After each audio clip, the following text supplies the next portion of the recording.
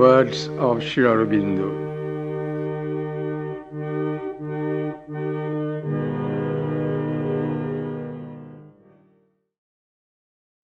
The possibility and purpose of avatarhood. In the Vedantic view of things, all these apparently formidable objections are null and void from the beginning. The idea of the avatar is not indeed indispensable to its scheme, but comes in naturally into it as a perfectly rational and logical conception. For all here is God, is the spirit or self-existence, is Brahman, ekam evadvitiyam.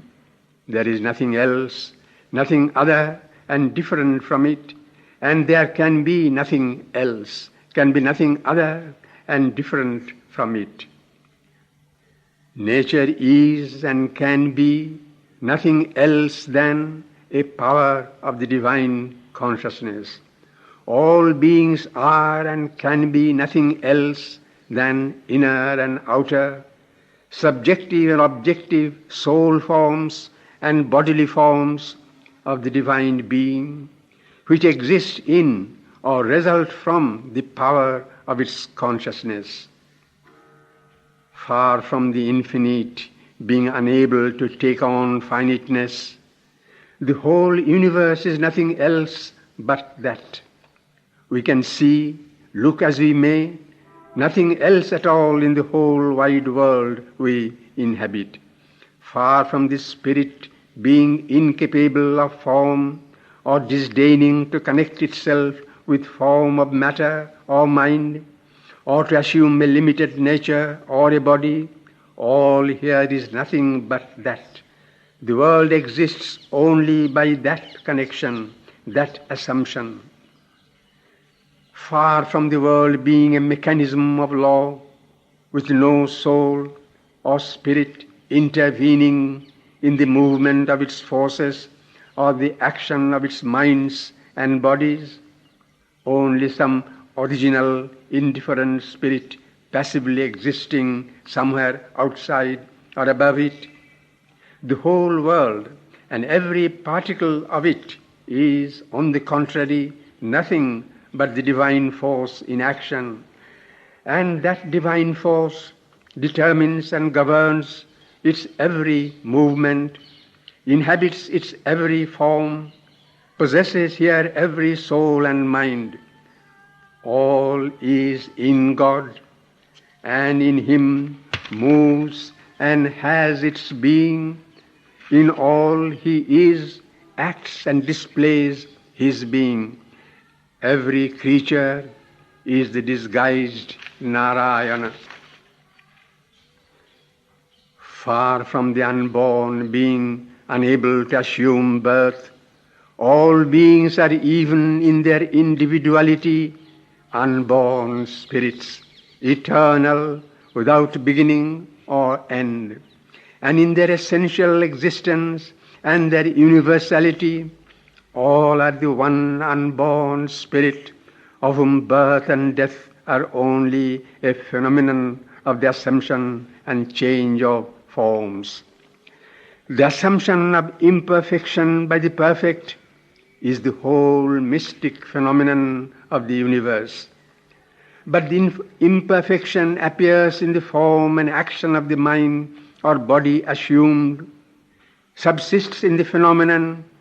In that which assumes it, there is no imperfection, even as in the sun which illumines all, there is no defect of light or of vision, but only in the capacities of the individual organ of vision. Nor does God rule the world from some remote heaven, but by His intimate omnipresence. Each finite working of force is an act of infinite force, and not of a limited, separate, self-existent energy laboring in its own underived strength. in every finite working of will and knowledge, we can discover, supporting it, an act of the infinite all-will and all-knowledge. God's rule is not an absentee, foreign and external government. He governs all because He exceeds all, but also because He dwells within all movements and is their absolute soul and spirit. Therefore, none of the objections opposed by our reason to the possibility of the avatarhood can stand in their principle.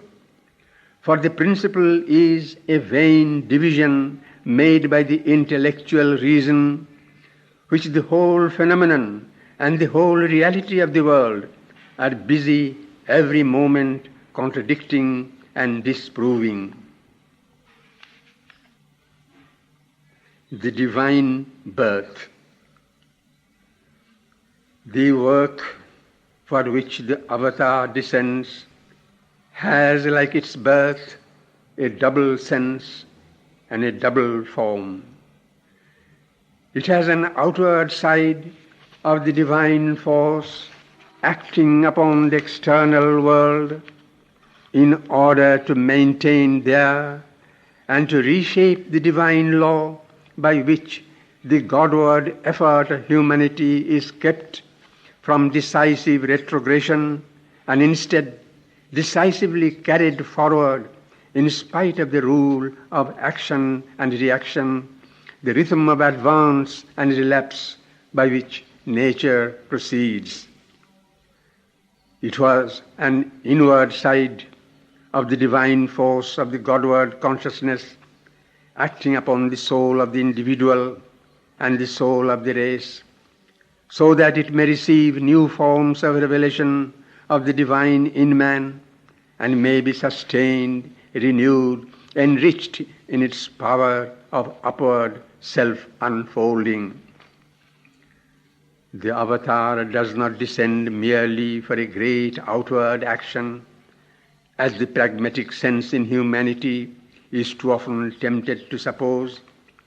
Action and event have no value in themselves, but only take their value from the force which they represent and the idea which they symbolize and which the force is there to serve.